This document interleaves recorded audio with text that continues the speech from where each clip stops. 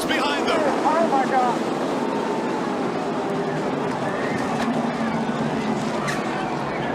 Yeah, the 11 gets kind of stuck in the middle there and comes across the Ford's bumper. As he does, he spins back in, gets the 3 airborne, and he just gets projected off the other cars right up into the fence.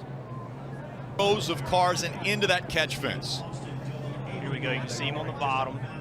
Rex starts in front. He runs in the back of the 24. Gets up on the 11. Now he's on top of the 50.5. And now it's just along for the ride. Watch the car stop. Watch the car stop. It gets into those poles, and it goes from, I don't know what, 180, 190 miles an hour, I'm just guessing, to a complete stop. That is unbelievable. And it looks like that's 3,500 pounds. That stock car is extremely heavy. You see here, after he's upside down, the 2 is spinning. Obviously, he's already lost control, makes more contact with the 3.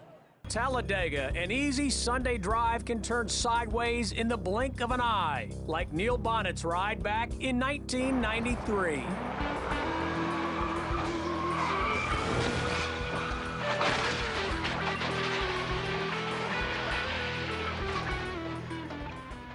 McMurray, oh, look out, little contact with a 32. McMurray says, hey, I was in front the last time. You took it away from me earlier today. He's going to try and take it away from me. Oh, he's hung in the middle. Here comes Keselowski. Got trouble now. Keselowski's got on the high side. Look out, they're going to go around. McMurray. Stay behind. Oh, big crash. Oh, and up into the wall. Look out. The caution is out. The race will finish. And it looks like Brad Keselowski is going to get the race win. Final corner at Daytona. Who's going to get here first? Regan Smith 7, Keselowski 22, Stewart 33, and contact! Smith turned around. Tony Stewart is going to win this race. And a terrible crash coming to the finish. This is a big wreck.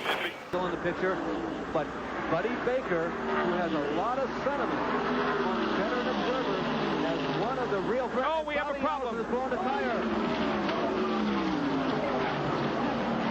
Bobby Allison with a horrible crash here on the front stretch. It has torn out a complete section of protective railing separating it. Alan Kowicki becomes involved. Debris and is collecting other cars. There was a lot of debris in the front stretch. Kowicki was involved. Richard Petty, I think. Right nearing the starting line. Right rear, it begins to shred. And the car goes out of control. You're at 210 miles an hour. You can see the right rear going. You see the debris there on the left-hand side of your screen. Earnhardt avoids Bobby. The car goes backwards. The aerodynamics get underneath the car, and Allison gets up into the fence. The aerodynamics lifted the car. They're not built to go backwards. Right underneath Harold Kinder. Harold, he stayed in there. Boy, I'll tell you, talk about a trooper. Kinder is right there. He's got the yellow flag out right away. Problems. Huge hit for Kennedy. The 11 up on the safer barrier. Down off the wall it comes to a grinding halt in the middle of the racetrack. I'm okay. It's a hard hit. See, he's racing on the inside of David Gill, and they make a little bit of contact. You see John West Townley was on the outside. He's going to run right into the side of him and kind of lift that truck up a little bit. Got into the catch fence. For the second week in a row, we've had a vehicle in the catch fence.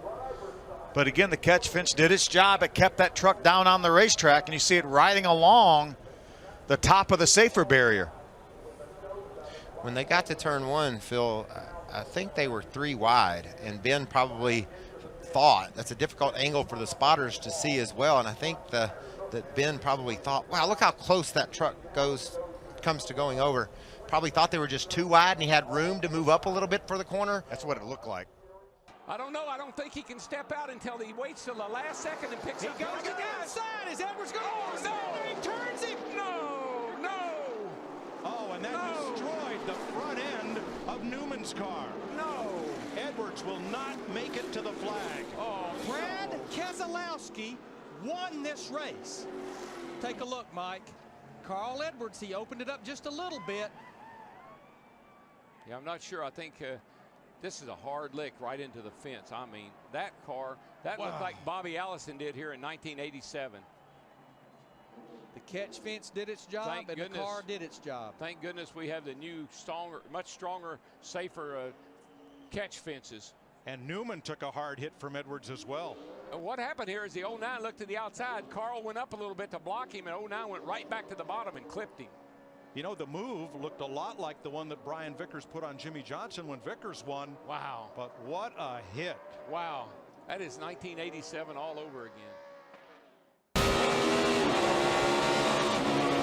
No trouble. Out. Ryan Newman, hard to the wall. Michael McDowell, hard into the wall. Caution's out, caution's out. Terrible crash. You look right over here, you see like not Ryan Newman overran that corner just a little bit. You see quite a few cars over there. Come back on the track. Contact between Biffle and Newman.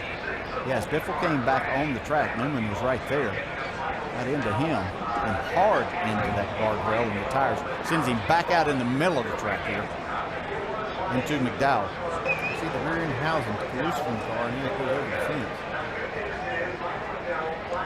That last impact from McDowell was the one that probably knocked the wind out of him. It was Biffle coming back on the track that made Newman try to avoid running into him. Into the tri-oval. Stay on the yellow line. They're trying to make something happen up top here. Stay on the yellow line. Jason White, and around they go. That will bring the caution out as Joey Coulter goes flying into the catch fence just past the start-finish line, and that will mean John King will win at Daytona. Yeah, look back in the middle there, the 22 of Joey Coulter. A little bit of contact with the 31 of James Busher. Gets up into the catch fence, and man, does that catch fence do its job. And of course, Ty Dillon slipped right through again. See Ty there in the truck with the bright neon orange, just slips right through. I'm just glad Coulter's okay. That was wild looking. See the way it ripped that back of that truck apart? Well, it sure did. And the front.